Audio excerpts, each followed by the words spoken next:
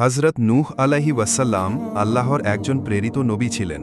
আল্লাহ তাকে তার কৌমের মাঝে পাঠিয়েছিলেন যেন তারা একমাত্র আল্লাহর উপাসনা করে, কিন্তু তার কৌম আল্লাহর নির্দেশ অমান্য করে মূর্তি পূজায় লিপ্ত ছিল। নূহ আলাইহি ওয়াসাল্লাম ৯৫০ বছর ধরে মানুষকে সৎপথে ডাকেন, কিন্তু অল্প কিছু মানুষ ছাড়া কেউই তার কথা শুনেনি। অবশেষে আল্লাহর পক্ষ থেকে শাস্তির ঘোষণা আসে। আল্লাহ নূহ আলাইহি ওয়াসাল্লামকে একটি বিশাল নৌকা বানাতে নির্দেশ দেন। তিনি আল্লাহর নির্দেশ মতো কাঠ দিয়ে এক বিশাল নৌকা নির্মাণ করেন। লোকেরা তাকে পাগল বলে বিদ্রূপ করত, কিন্তু তিনি থামেননি। আল্লাহর নির্দেশে নূহ আলাইহি ওয়াসাল্লাম প্রতিটি প্রাণীর এক জোড়া এবং বিশ্বাসী মানুষদের সেই নৌকায় তুলে নেন। এরপর আকাশ থেকে মুষলধারে বৃষ্টি নামতে শুরু করে এবং জমিনের নিচ থেকে পানি ফুটে বের হয়। এই মহাপ্লাবনে সমস্ত অবিশ্বাসী মানুষ ও প্রাণী ডুবে যায়। শেষে বৃষ্টি থেমে যায়, পানি শুকিয়ে যায় এবং নৌকা জুদি পাহাড়ে এসে থামে।